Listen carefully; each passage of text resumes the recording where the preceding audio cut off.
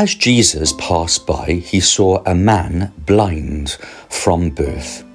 His disciples asked him, "Rabbi, who sinned, this man or his parents, that he was born blind?" Jesus answered, "Neither he nor his parents sinned. It is so that the works of God might be made visible through him. We have to do the works of the one who sent me while it is day. Night is coming, when no one can work. While I am in the world, I am the light of the world." When he had said this, he spat on the ground and made clay with the saliva, and smeared the clay on his eyes, and said to him, "Go, wash in the pool of Siloam," which means sent. So he went and washed, and came back able to see. His neighbours and those who had seen him earlier as a beggar said, "Isn't this the one who used to sit and beg?" Some said, "It is," but others said, "No, he just looks like him." He said, "I am." So they said to him, "How were your eyes opened?" He replied, "The man called Jesus made clay and anointed my eyes, and told me, 'Go to Siloam and wash.' So I went there and washed, and was able to see." And they said to him, "Where is he?" He said, "I don't know." They brought the one who was once blind to the Pharisees. Now Jesus had made clay and opened the eyes on a Sabbath. So then the Pharisees also asked him how he was able to see. He said to them, "He put clay on my eyes, and I washed, and now I can see."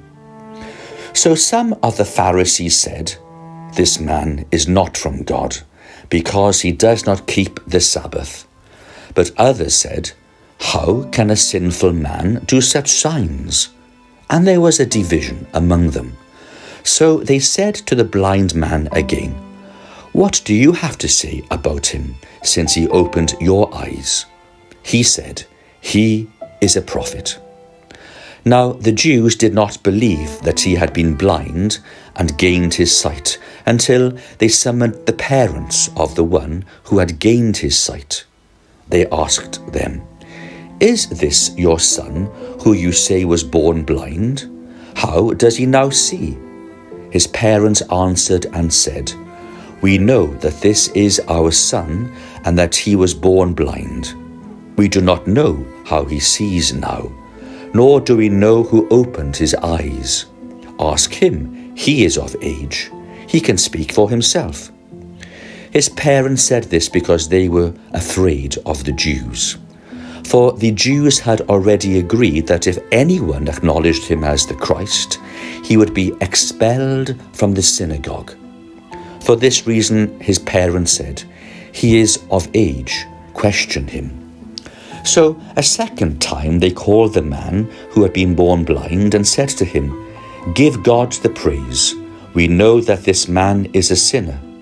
He replied, "If he is a sinner, I do not know. One thing I do know is that I was blind, and now I see." So they said to him, "What did he do to you? How did he open your eyes?" He answered them, "I told you already, and you did not listen. Why do you want to hear it again?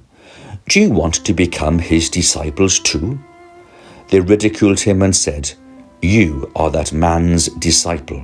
We are disciples of Moses. We know that God spoke to Moses, but we do not know where this one is from." The man answered and said to them, "This is what is so amazing, that you do not know where he is from, yet he opened my eyes. We know that God does not listen to sinners, but if one is devout and does his will, he listens to him.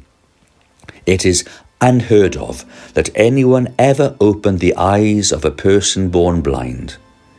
If this man were not from God, he would not be able to do anything." They answered and said to him, "You were born totally in sin, and are you trying to teach us?" Then they threw him out. When Jesus heard that they had thrown him out, he found him and said, "Do you believe in the Son of Man?"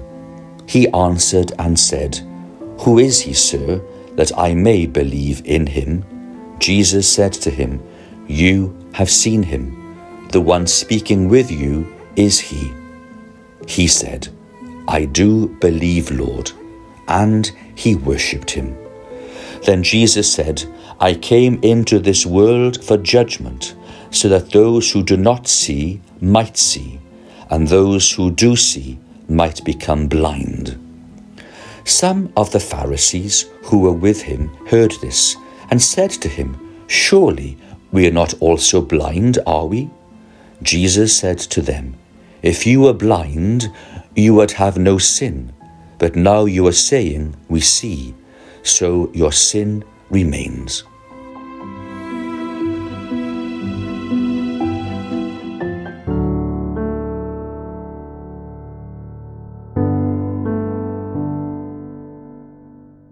My daughter, do you think you've written enough about my mercy?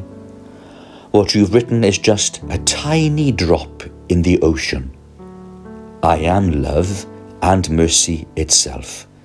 There is no misery that could measure up to my mercy.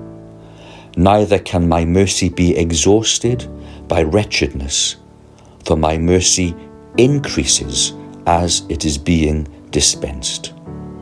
From today on, O Lord, your will shall be my nourishment.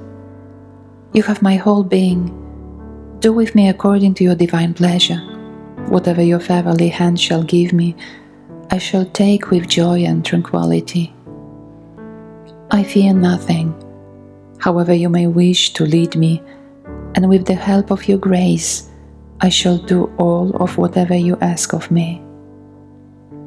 I'm no longer worried by any of your inspirations, neither will I be examining them anxiously, asking where they will take me. Lead me, O God, along any roads you please. I have put all my trust in your will, which for me is love and mercy itself.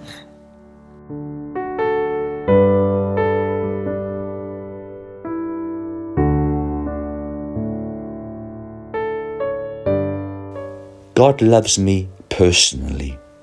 His love never ceases. Therefore, I can confess with confidence, you have my whole being. Do with me according to your divine pleasure. Whatever your fatherly hand shall give me, I shall take with joy and tranquility. I fear nothing.